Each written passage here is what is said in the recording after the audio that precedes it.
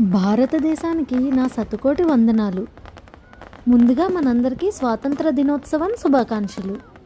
ఒకప్పుడు భారతదేశం అంటే తెలియని వాళ్ళు కూడా ఇప్పుడు భారతదేశమా, భారతదేశంలో ఏ ప్రాంతం అని అడిగేంతలా మన దేశం ప్రసిద్ధి చెందింది. మన భారతదేశానికి ఉన్న చరిత్ర మరే ఇతర దేశానికి లేదు. రాముడు పుట్టిన దేశం అండి మనది. మన భారతదేశం యొక్క వస్త్రధారణ గురించి అయితే వర్ణించక్కర్లేదు. ఇక మన దేశంలో వివిధ రకాల ఆహారం రుచి చూస్తేనే జన్మధన్యమైపోతుందా అన్నట్టు అనిపిస్తుంది.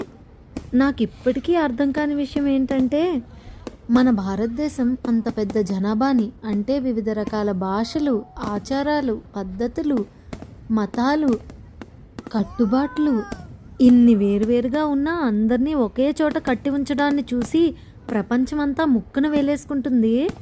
ఎప్పటికీ మనందరం ఇలాగే కలిసి ఉండాలని కోరుకుంటూ మీ కనులకు విందు.